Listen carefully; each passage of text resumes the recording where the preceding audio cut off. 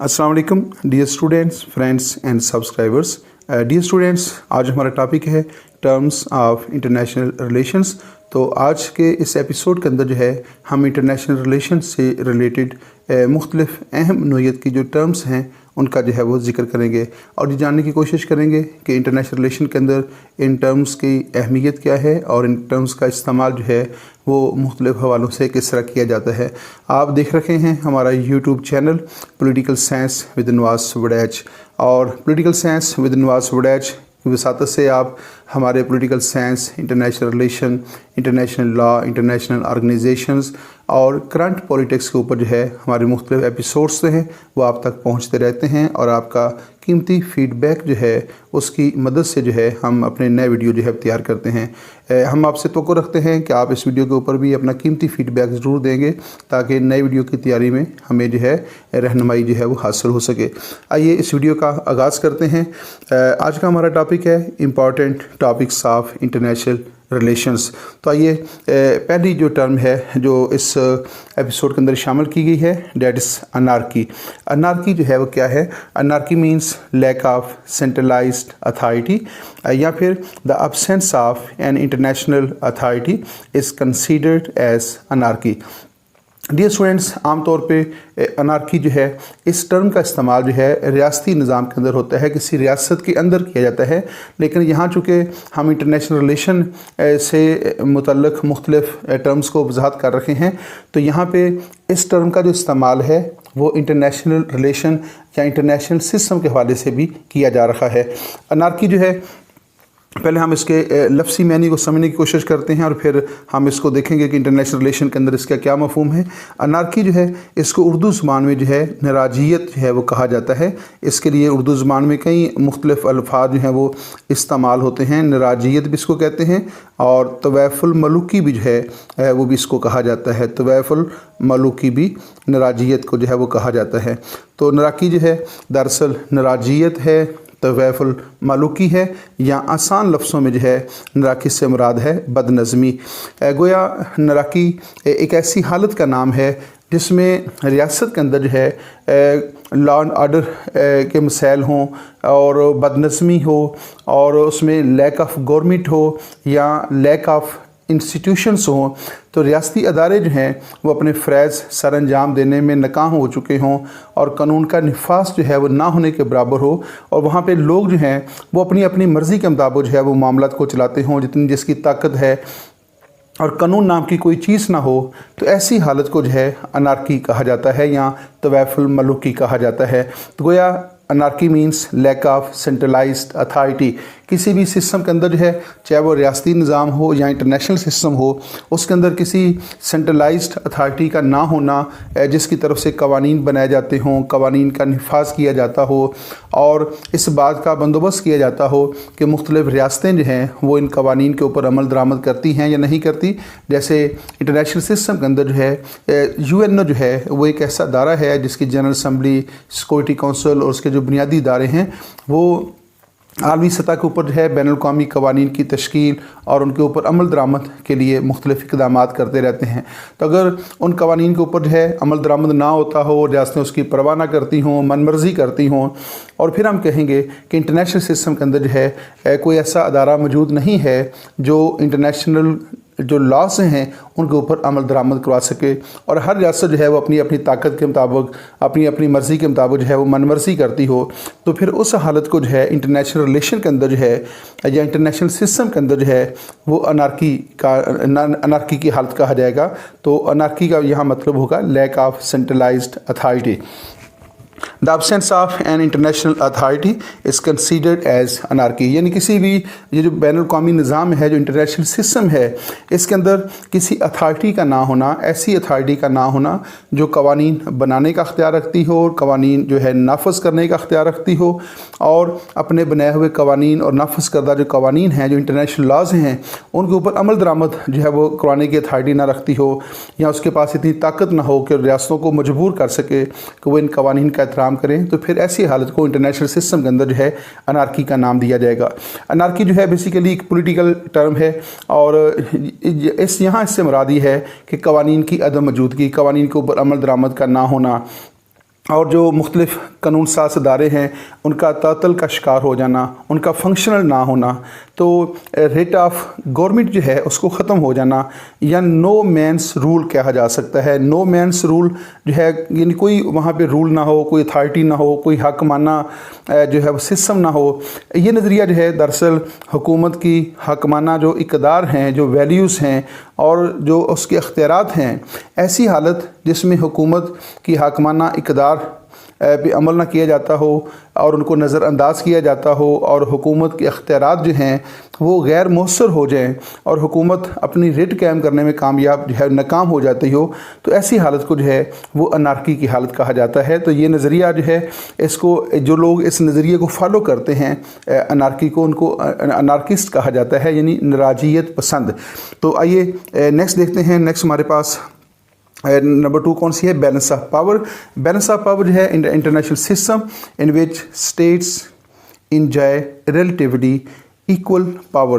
States form alliances and make policies to counter the acquisition of power by other states. Dear students, جو balance of power ہے، balance of power یعنی توازن طاقت، balance of power ایک ایسا بین الاقوامی نظام ہے in which states enjoy relatively equal powers. یہ ایک ایسا ریاستی نظام ہوتا ہے جس میں مختلف ریاستوں کے پاس تقریباً ہے وہ برابر کی طاقت ہوتی ہے۔ 2 ریاستوں کے پاس ہو سکتی ہے، یا 2 بلاکس جو ہیں ان کے پاس ہو سکتی ہے۔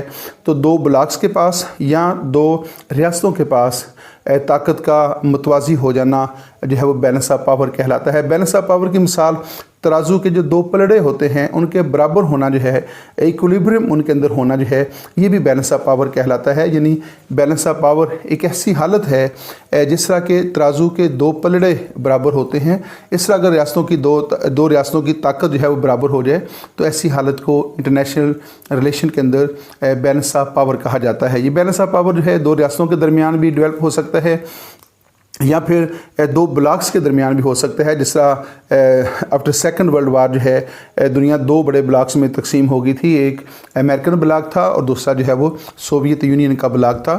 تو 2 بلاکس کے درمیان طاقت کا برابر ہونا اور 2 ریاستوں کے درمیان طاقت کا برابر ہونا، اس حالت کو جو ہے بیلنس آف پاور کہا جاتا ہے۔ دوبارہ دیکھیے گا، an international system in which states enjoy relatively equal power.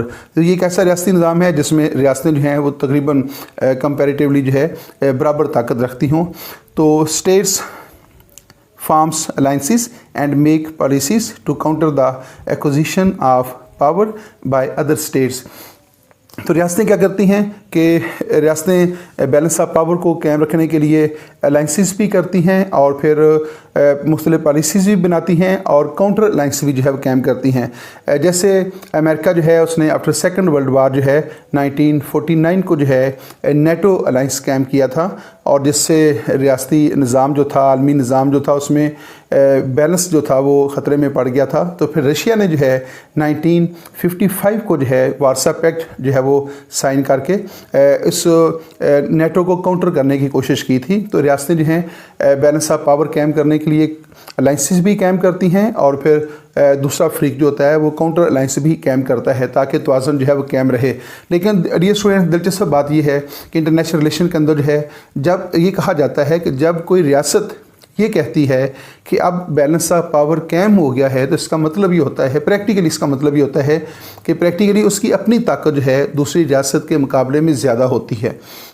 تو جب اس ریاست کو دوسری ریاست کے اوپر فوقیت حاصل ہو جاتی ہے تو وہ یہ نہیں کہتی کہ اب مجھے جو ہے دوسری ریاست سے، دشمن ریاست سے یا دشمن بلاک سے زیادہ طاقت حاصل ہو گئی ہے، بلکہ اس وقت وہ یہ کہتی ہے کہ اب بیلنس آف پاور قائم ہو گیا ہے۔ جب بھی کوئی ریاست اس بات کا اعلان کرتی ہے کہ اب خطے میں بیلنس آف پاور قائم ہو گیا ہے یا دنیا کے اندر بیلنس آف پاور ہے، تو اس کا مطلب یہ ہوتا ہے، پریکٹیکلی اس کا مطلب یہ ہوتا ہے کہ اس کی اپنی طاقت جو ہے وہ دشمن ریاست سے، دشمن بلاک سے بہت زیادہ بڑھ چکی ہوتی ہے، لیکن وہ اس کو بیلنس آف پاور ہی کہتی ہے۔ اور جب دشمن ریاست جو ہے وہ اپنی طاقت بڑھاتی ہے تو پھر وہ یہ اعلان کرتی ہے کہ خطے میں جو ہے عدم توازن پیدا ہو گیا ہے، بیلنس آف پاور جو ہے وہ خطرے میں پڑ چکا ہے۔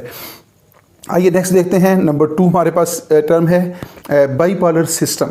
بائی پالر سسٹم جو ہے انٹرنیشنل ریلیشن کے اندر بڑی مقبول ٹرم ہے۔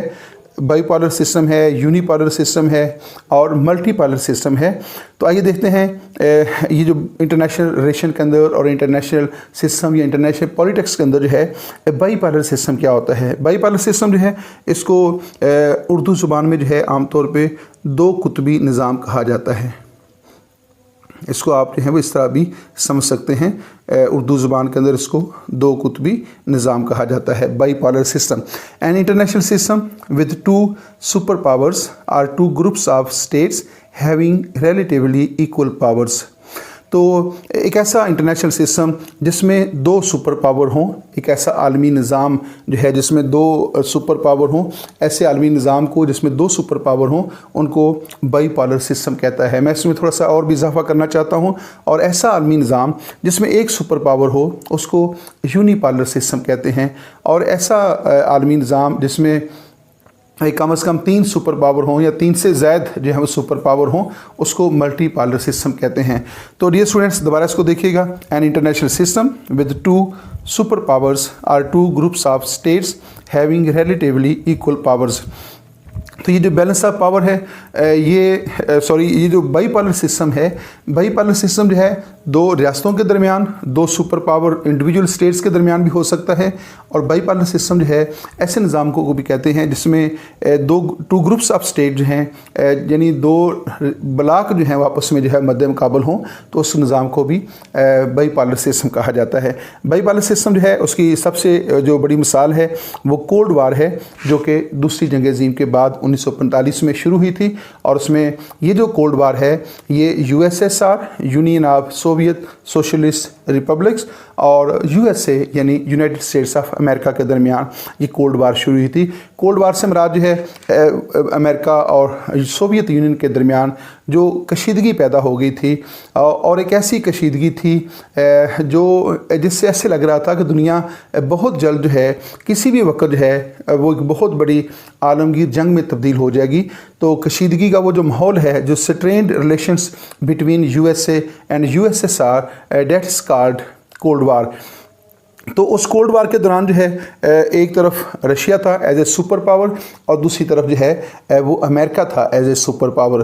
तो ऐसा आलमी निज़ाम जिसमें कम से कम दो सुपर पावर हों, बल्कि दो ही सुपर पावर हों, और या दो सुपर पावर हों या दो सुपर पावर्स की नुमाइंदगी करने वाले दो ब्लॉक हों, तो उसको जो है वो बाईपोलर सिस्टम कहते हैं। तो ये सिस्टम जो है ये 1945 से ऑनवर्ड शुरू हुआ, और 1990-1991 तक जो है बाईपोलर सिस्टम जो है दुनिया में रहा। लेकिन 1990 के बाद जब रशिया जो है, सोवियत यूनियन जो है उसका कोलैप्स हो गया और बतौर सुपर पावर जो है उसका रोल जो है ख़त्म हो गया, तो उसके बाद दुनिया जो है वो यूनिपोलर सिस्टम में तब्दील हो गई है। इस वक्त दुनिया के अंदर जो है यूनिपोलर सिस्टम है, क्योंकि इस वक्त दुनिया के अंदर जो है एक ही बड़ी सुपर पावर है, और वो है अमेरिका।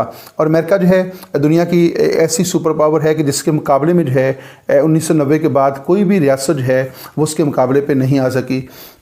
कहा जाता है कि आने वाले वक्त में रशिया जो है वो अमेरिका के मुकाबले खड़ा हो सकता है, या चाइना जो है वो इसके मुकाबले में खड़ा हो सकता है, लेकिन फ़िलहाल ऐसे लग रहा है कि वो वक्त अभी इतना करीब नहीं है कि चाइना जो है उसके अंदर कोई इतनी बड़ी सलाहियत पैदा हो जाए, या रशिया के अंदर कोई ऐसी बड़ी सलाहियत पैदा हो जाए कि वो अमेरिका के मुकाबले जो है सुपर पावर का रोल जो है वो अदा करना शुरू कर दें।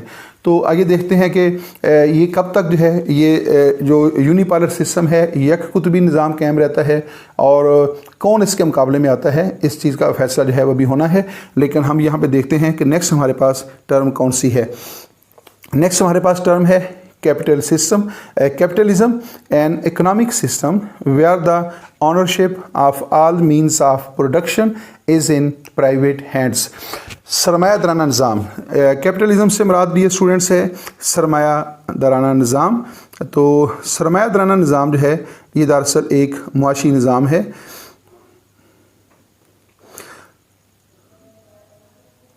सरमायादाना निज़ाम जो है वो एक मुआशी निज़ाम है, लेकिन इसके साथ साथ जो है वो एक सियासी निज़ाम भी है। तो जो कैपिटलिज़म है that is an economic as well as political system. تو یہ سیاسی نظام بھی ہے اور معاشی نظام بھی ہے.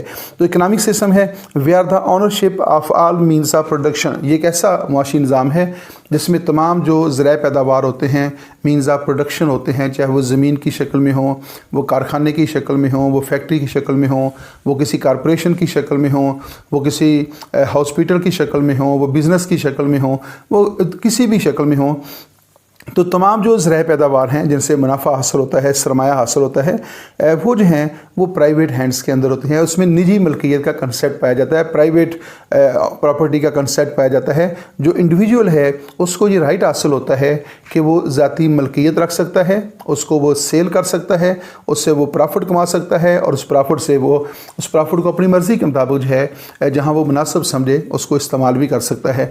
اس سلسلے میں ریاست جو ہے اس سے ایک خاص لمٹ کے اندر جو ہے ٹیکس وصول کرتی ہے, اور باقی جو اس کا منافع ہوتا ہے, جو اس کے پاس سرمایہ ہوتا ہے, جو اس کے پاس پراپرٹی ہوتی ہے, اس کو اپنی مرضی کے مطابق استعمال کرنے میں وہ آزاد اور خود مختار ہوتا ہے. ریاست جو ہے اس سے اوپر معمولی سا ٹیکس جو ہے وہ وصول کرتی ہے. اس کے مقابلے میں جو ہے کیپٹلزم کے مقابلے میں کارل مارکس جو ہے اس نے کمیونزم کا نظریہ پیش کیا تھا, اور کمیونزم ایک ایسا نظریہ ہے جس میں تمام جو ذرائع پیداوار ہوتے ہیں, تمام مینس آف پروڈکشن جو ہوتے ہیں وہ ریاست کی ملکیت میں ہوتے ہیں, اور اس میں پرائیویٹ اونرشپ کا تصور نہیں پایا جاتا. آئیے ڈی اسٹوڈنٹس نیکسٹ پوائنٹ دیکھتے ہیں کون سا ہمارے پاس. Civil war. سول وار جو ہے an armed conflict within state between factions that wish to control the government. Civil war سے مراد جو ہے خانہ جنگی, اس کے لیے ٹرم استعمال کی جاتی ہے. سول وار کو خانہ جنگی جو ہے وہ کہا جاتا ہے. خانہ جنگی یعنی سول وار جو ہے وہ کسی بھی ریاست کے اندر جو مختلف گروہ ہوتے ہیں, مختلف فیکشنز ہوتے ہیں, اور مختلف مختلف آپ یوں سمجھیں کہ جو گروہ ہوتے ہیں, جب سوشل ہوں, وہ اکنامک ہو سکتے ہیں, وہ کلچرل ہو سکتے ہیں, مختلف جو گروہوں کے درمیان جو ہے ایک مسلح تصادم جو ہے شروع ہو جاتا ہے, اور وہ ایک دوسرے کے اوپر جو ہے غالب آ کر جو ہے یا تو وہ حکومت حاصل کرنے کی کوشش کرتے ہیں, یا وہ ریاست سے الگ ہونے کی کوشش بھی ہو سکتی ہے. تو کسی ریاست کے اندر پائے جانے والے جو مختلف گروہ ہوتے ہیں, فیکشنز ہوتے ہیں, چاہے وہ سوشل ہوں, وہ اکنامک ہو سکتے ہیں, وہ کلچرل ہو سکتے ہیں, وہ کسی بھی نوعیت کے جو ہیں وہ گروہ ہو سکتے ہیں, وہ پولیٹیکل بھی ہو سکتے ہیں. تو ان کے درمیان ایک ایسا مسلح تصادم جو ہے شروع ہو جاتا ہے, جس کا مقصد جو ہے حکومت کے اوپر قبضہ کرنا ہوتا ہے, یا بعض کا جو ہے کوئی گروہ جو ہے وہ ریاست سے علیحدگی کے لیے بھی ایسا رویہ جو ہے اختیار کر سکتا ہے.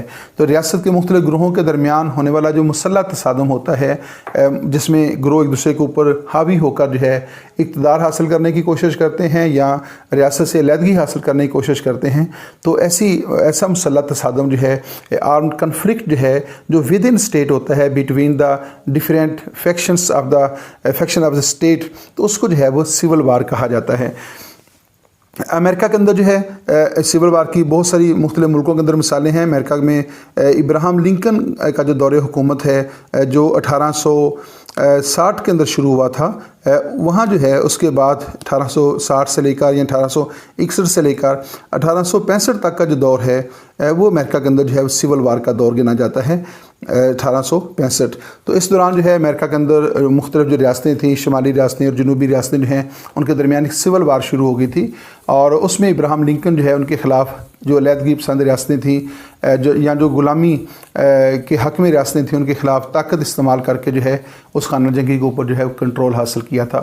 اس طرح جو ہے پاکستان کو بھی 1970 میں پاکستان کے جو پہلے عام انتخابات ہوئے, ان انتخابات کے بعد جو ہے مشرقی پاکستان کے اندر جو ہے سول وار شروع ہو گئی تھی, اور پاکستان جو ہے اس سول وار کے اوپر قابو پانے میں ناکام ہوا, اور نتیجہ یہ نکلا کہ مشرقی پاکستان جو ہے وہ پاکستان سے الگ ہو کر بنگلہ دیش بننے میں کامیاب ہو گیا. تو اس طرح جو ہے سول وار کی عام طور پہ جو ہے وجہ یہ بنتی ہے کہ مختلف گروہ جو ہوتے ہیں ان کو یہ شکایت ہوتی ہے کہ ان کے جو پولیٹیکل رائٹس ہیں, یا ان کے جو سوشل رائٹس ہیں, یا ان کے جو اکنامک رائٹس ہیں, وہ جو ہیں وہ نہیں دیے جا رہے, اور وہ پھر اپنے حقوق کے تحفظ کے لیے جو ہے وہ ایسی تحریک شروع کر دیتے ہیں جو تھوڑے عرصے کے بعد جو ہے باقاعدہ ایک مسلح تصادم کی شکل اختیار کر لیتی ہے. اور وہ مسلح تصادم جو ہے یا تو وہاں پہ کسی بہت بڑے انقلاب کی راہ ہموار کر دیتا ہے, یا پھر اس مسلح تصادم کے نتیجے میں ریاست جو ہے وہ تقسیم بھی ہو سکتی ہے. نیکسٹ ڈیئر اسٹوڈنٹ دیکھتے हैं कि कौन सी टर्म है कलेक्टिव सिक्योरिटी। कलेक्टिव सिक्योरिटी जो है ये हमारा नेक्स्ट टॉपिक है। And a concept that aggression against a state should be defeated collectively because aggression against one state is aggression against all। collective security जो है बेसिकली एक ऐसा रियासती बैनुल-अक़वामी निज़ाम है, इंटरनेशनल सिस्टम है, जिसकी बुनियाद जो है इस फार्मूले के ऊपर रखी जाती है।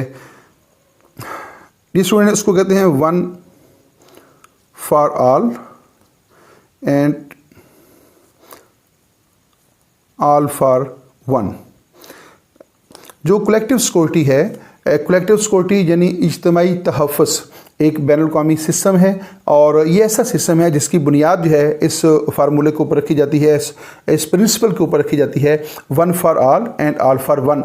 वन फॉर ऑल यानी एक सब के लिए और सब एक के लिए। तो आइए इसको समझने की कोशिश करते हैं। And a concept that aggression against a state, ये कलेक्टिव सिक्योरिटी जो है एक ऐसा निज़ाम है जिसमें ये कहा जाता है कि अगर इस कलेक्टिव सिक्योरिटी के अंदर जो है जो शामिल मुख्तलिफ रियासतें होती हैं, अगर उनमें से किसी एक रियासत की जो सालमियत है, उसकी जो इंटीग्रिटी है, अगर उसको ख़तरा लाहक हो, उसकी सालमियत को ख़तरा लाहक हो, तो फिर बाकी तमाम रियासतें जो हैं वो मिलकर उस ख़तरे का मुकाबला करती हैं और उसकी सालमियत को यकीनी बनाती हैं, उसकी बका को कायम रखती हैं। तो a concept that aggression against state should be defeated collectively. तो किसी भी रियासत के ख़िलाफ़ जो अग्रेशन होता है, जो जारहियत होती है, उसको बाकी रियासतें मिलकर जो हैं उसका दिफा करती हैं, उसका मुकाबला करती हैं। तो नेक्स्ट इसमें क्या है, because aggression against one state is aggression against all. तो ये जो है, ये जो कलेक्टिव सिक्योरिटी है, ये है कि किसी एक रियासत के ख़िलाफ़ जारहियत जो है वो तमाम रियासतों के ख़िलाफ़ जारहियत होती है। तो नेटो की बुनियाद जो है वो दरअसल इसी असूल के ऊपर रखी गई है, one for all and all for one. NATO की बुनियाद इस असूल के ऊपर है कि नेटो में शामिल अगर किसी एक रियासत के ख़िलाफ़ अग्रेशन होता है, कोई रियासत जारहियत करती है, तो फिर नेटो में शामिल उस अग्रेशन को सिर्फ़ उसी रियासत के ख़िलाफ़ अग्रेशन जो है वो जारहियत जो है तस्वर नहीं किया जाएगा, बल्कि नेटो में शामिल तमाम रियासतों के ख़िलाफ़ जो है वो अग्रेशन जो है तस्वर किया जाएगा। लिहाजा तमाम रियासतें मिलकर जो है उस अग्रेशन का मुकाबला करेंगी। जैसा कि आप देखते हैं कि 2001 के अंदर जो है 9/11 का जो बड़ा मशहूर वाक़या है वर्ल्ड ट्रेड सेंटर का जो है, तो वो वाक़या जो है वो अमेरिका के अंदर जो है हुआ था, USA के अंदर जो है वो रूनुमा हुआ। और फिर वाक़या तो अमेरिका के अंदर हुआ था, लेकिन जो ज़िम्मेदारी फ़िक्स की गई कि जो लोग इसमें मुलव्वस थे या जो रियासतें इसमें मुलव्वस थीं, उनके ख़िलाफ़ जब कार्रवाई की गई तो उस कार्रवाई के अंदर जो है जिन रियासतों ने हिस्सा लिया वो अकेले अमेरिका नहीं था, बल्कि नेटो के प्लेटफार्म से जो है इस अग्रेशन के ख़िलाफ़ जो अमेरिका के अंदर जो है वो हुआ, वर्ल्ड ट्रेड सेंटर के हुआ, तो उस अग्रेशन के ख़िलाफ़ बाकी नेटो में शामिल तमाम रियासतें जो हैं, नेटो की जो मेंबर स्टेट्स थी, उन्होंने इसका जो है मुकाबला किया है। इसको कहते हैं कलेक्टिव सिक्योरिटी। कलेक्टिव सिक्योरिटी जो है बेसिकली एक इज्तिमाई तहफ़्फ़ुज़ का निज़ाम है जिसमें किसी एक रियासत की सालमियत को अगर ख़तरा लाहक होता है तो उस सिस्टम के अंदर, यानी कलेक्टिव सिक्योरिटी एक सिस्टम का नाम है, तो उस सिस्टम में शामिल जो बाकी रियासतें होती हैं वो सब मिलकर जो है उसका दिफा करती हैं। नेक्स्ट है diplomacy, the practice of states trying to influence the behaviour of other states by bargaining, negotiations, dialogue and taking specific non coercive actions or refraining from such actions. Diplomacy जो है दरअसल जदीद जो रियासती निज़ाम है, इसके अंदर मुख्तलिफ रियासतों के दरमियान जो है एक ऐसी प्रैक्टिस का नाम है जिसमें रियासतें जो हैं वो बार्गेनिंग के ज़रिए और नेगोशिएशंस के ज़रिए, यानी मुज़ाकरात के ज़रिए, डायलॉग के ज़रिए, गुफ्तो शुनीद के ज़रिए जो है वो एक दूसरे के रवैये के ऊपर जो है वो असर अंदाज होने की कोशिश करती हैं। डिप्लोमेसी जो है दरअसल रियासतों के दरमियान जो इख्तलाफात पैदा होते हैं, जो कन्फ्लिक्ट पैदा होता है मुख्तलिफ रियासतों के दरमियान, उन इख्तलाफात को डायलॉग के ज़रिए, बार्गेनिंग के ज़रिए या नेगोशिएशन के ज़रिए जो है, या मुख्तलिफ जो पीसफुल टैक्टिक्स होते हैं उनके ज़रिए जो है उनको हल करने की कोशिश का नाम है। तो डिप्लोमेसी जो है यानी सफारतकारी जो है एक ऐसा अमल है जिसमें रियासतों के दरमियान होने वाले जो मुख्तलिफ इख्तलाफात होते हैं, जो उनके दरमियान कन्फ्लिक्ट पैदा हो जाता है, या मुख्तलिफ जो है वो इश्यूज़ पैदा होते हैं, तो उनको जो है पुरअमन तरीके से पीसफुल सोर्सेज़ के ज़रिए जो है, पीसफुल सोर्सेज़ के अंदर बारगेनिंग आ जाता है, नेगोशिएशन का अमल है, डायलॉग का अमल है, इनके ज़रिए जो है उस कन्फ्लिक्ट को जो है वो हल करने की कोशिश की जाती है। और जो कोर्सिव जो एक्शंस हैं उनसे परहेज़ किया जाता है, और नॉन कोर्सिव जो एक्शंस हैं उनको अख्तियार किया जाता है, ताकि पुरअमन तरीके से जो है तसादम से बचकर जो है रियासतों के दरमियान होने वाले तनाज़ात को हल कर लिया जाए। तो डिप्लोमेसी जो है दरअसल सफारतकारी का नाम है, जिसमें रियासतें मुज़ाकरात के ज़रिए, गुफ्त शनीद के ज़रिए अपने बाहमी मसाइल को और मामलात को तय करने की कोशिश करती हैं। और कहा जाता है कि जहाँ पे डिप्लोमेसी नाकाम होती है उससे आगे जो है फिर जंग का अमल शुरू हो जाता है। रियासतों के दरमियान तसादम को हल करने के बेसिकली दो तरीके हैं, एक पुरअमन तरीके हैं और एक जारहाना तरीके हैं। सफारतकारी जो है रियासतों के दरमियान पैदा होने वाले इख्तलाफात को या तसादम को जो है हल करने का पुरअमन तरीका है, और जंग जो है वो रियासतों के दरमियान मसाइल को हल करने का एक जारहाना तरीका है। तो जहाँ पे सफारतकारी नाकाम हो जाती है फिर वहाँ से जो है रियासतें अपने तनाज़ात को हल करने के लिए ताकत का सहारा लेती हैं, जंग का सहारा लेती हैं। लेकिन सफारतकारी जो है वो इतनी अहमियत की हामिल है, कहा जाता है कि जब जंग भी लड़ी जा रही होती है तो जंग के साथ साथ रियासतें डिप्लोमेसी का सहारा भी ले रही होती हैं, यानी जंग के दौरान भी जो है सफारतकारी का अमल जारी होता है और मुख्तलिफ प्लेटफार्म से उस तनाज़े को पीसफुली डायलॉग के ज़रिए, नेगोशिएशन के ज़रिए हल करने की कोशिश जो है वो की जाती है। नेक्स्ट हमारे पास हेडिंग है NGOs, नॉन गवर्नमेंटल ऑर्गेनाइजेशंस। दोबारा सुन लीजिएगा, NGOs की टर्म बड़ी मशहूर है। आप स्टूडेंट हैं, इंटरनेशनल रिलेशन के जो स्टूडेंट हैं या पॉलिटिकल साइंस के जो स्टूडेंट हैं, इससे बखूबी वाकिफ़ हैं। नाम से तो हर शख्स शायद वाकिफ़ होगा। NGOs, नॉन गवर्नमेंटल ऑर्गेनाइजेशंस, यानी गैर हुकूमती अदारे। Private associations of individuals, of groups of groups. इसको देख थोड़ी सी इसमें प्रॉब्लम नज़र आ रही है, ये ऑफ नहीं है, ये और है, ठीक है। प्राइवेट एसोसिएशंस ऑफ इंडिविजुअल्स और groups that engage in political activities usually across national borders. Dear students, एक तो ध्यान में रखिएगा कि जो NGOs होती हैं, नॉन गवर्नमेंटल जो ऑर्गेनाइजेशंस होती हैं, ये बेसिकली इंटरनेशनल होती हैं। ये इनका जो हेड क्वार्टर होता है ये किसी एक रियासत के अंदर कायम होता है, और फिर इनकी जो सरगर्मियाँ होती हैं ये मुख्तलिफ रियासतों के अंदर जो है होती हैं। मसलन अगर इनका हेड क्वार्टर स्विट्ज़रलैंड के अंदर है तो इनका जो नेटवर्क है वो दुनिया के तकरीबन कमो बेश तमाम मालिक में या कसीर मालिक के अंदर जो है कायम होता है। पाकिस्तान में हो सकता है, इंडिया में, बांग्लादेश में, नेपाल में, जापान में, मुख्तलिफ मुल्कों के अंदर जो है इनका नेटवर्क जो है कायम होता है, और ये मुख्तलिफ सर्विसेज जो है वो दे रही होती हैं। लेकिन बज़ाहिर तो ये सोशल सर्विसेज दे रही होती हैं, या एजुकेशन से मुतल्लक़ होता है या हेल्थ से मुतल्लक़ ये सर्विस दे रही होती हैं, तो बज़ाहिर लग रहा होता है ये बड़ी पॉजिटिव होती हैं। लेकिन इनके पस पर्दा जो है ये इनके पॉलिटिकल ऑब्जेक्टिव्स होते हैं, और अपने जो बज़ाहिर इनके ऑब्जेक्टिव्स होते हैं, मसलन एजुकेशन, हेल्थ या पीस के मुतल्लक़ होते हैं या अवेयरनेस के मुतल्लक़ होते हैं, उनकी आड़ में जो है ये अपना पॉलिटिकल एजेंडा भी हासिल करने की कोशिश करती हैं। तो ये ऐसी प्राइवेट एसोसिएशंस होती हैं, ये प्राइवेट इंडिविजुअल्स यानी मुख्तलिफ अफराद भी NGOs बना लेते हैं, या मुख्तलिफ ग्रुप्स जो होते हैं वो भी अपनी NGOs जो है बनाते हैं। That engage in political activities, तो बज़ाहिर तो ये पॉलिटिकल नहीं होती, बज़ाहिर ये सोशल होती हैं या इकनॉमिक होंगी, या इनका तल्लुक़ इस्लाहात के साथ होता है, इनका तल्लुक़ तालीम के फ़रोग़ के साथ हो सकता है, इनका तल्लुक़ जो है वो फ़र्स्ट एड के साथ हो सकता है, या मुख्तलिफ जो कुदरती आफ़ात होती हैं उनसे मुतासरा जो लोग होते हैं उनकी मदद के लिए जो है या उनकी बहाली के लिए जो है ये NGOs कायम होती हैं। तो बज़ाहिर इनके जो ऑब्जेक्टिव्स होते हैं बड़े अच्छे होते हैं, पॉजिटिव होते हैं, लेकिन ये उनकी आड़ में जो है ये अपना पॉलिटिकल एजेंडा हासिल करने की कोशिश करती हैं, और मुतल्लिका रियासतों की हुकूमत के ऊपर जो है वो असरअंदाज होती हैं, यहाँ तक कि हुकूमतों की तब्दीली के अंदर भी जो है इनका बड़ा किरदार होता है।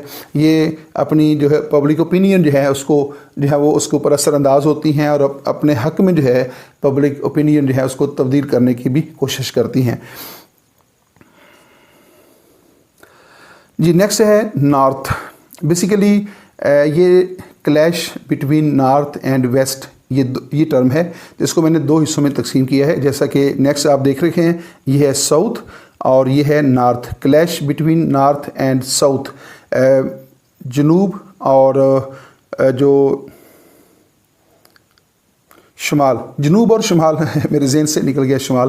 جنوب اور شمال جو ہے اس کے درمیان کلیش، یہ ایک ٹرم ہے انٹرنیشنل ریلیشن کے اندر جو ہے جو استعمال ہوتی ہے. تو clash between north and south states یہ ایک ٹرم ہے.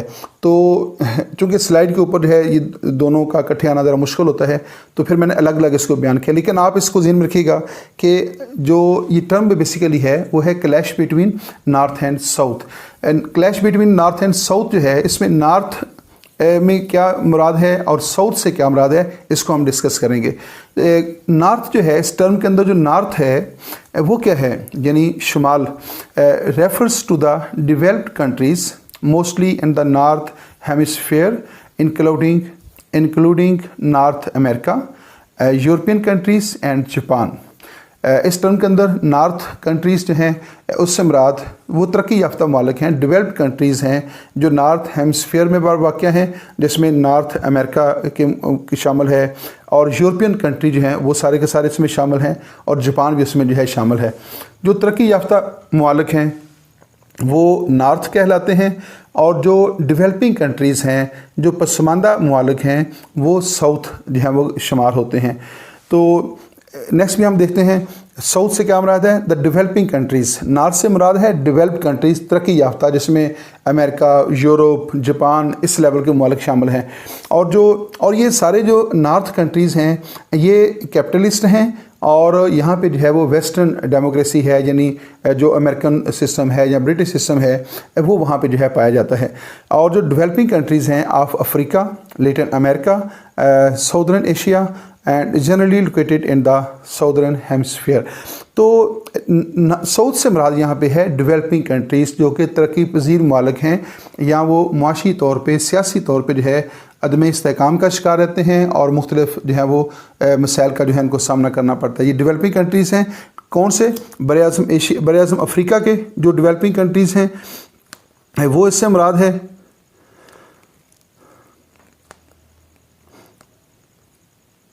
جی بر اعظم افریقہ اور لیٹن امریکہ یہ ہم جاننے کی کوشش بھی کرتے ہیں کہ لیٹن امریکہ میں کون کون سے ممالک شامل ہیں. اور ساؤتھ ایشیا کے ممالک شامل ہیں جس میں پاکستان بھی شامل ہے. تو یہ جو بر اعظم ہیں افریقہ اور لیٹن امریکہ اور ساؤدرن ایشیا جو ہے، ایشیا کا ساؤتھ جو ہے، اس میں جو ممالک شامل ہیں ان کو جو ہے وہ ساؤتھ کنٹریز کہا جاتا ہے. اور ان کے مفادات جو ہیں وہ آپس میں متصادم ہیں. نارتھ اور ساؤتھ کے وہ ڈیولپڈ کنٹریز ہیں اور یہ ڈیولپنگ کنٹریز ہیں.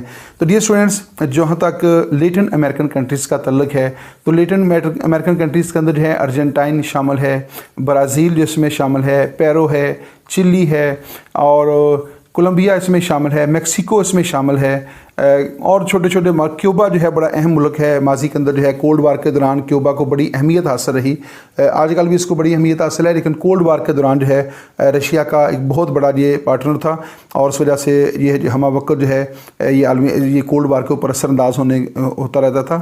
تو یہ جو ممالک تھے ارجنٹائن، برازیل، پیرو، چلی اور کولمبیا، میکسیکو، کیوبا اور کوسٹا ریسا بھی ایک چھوٹا سا ملک ہے.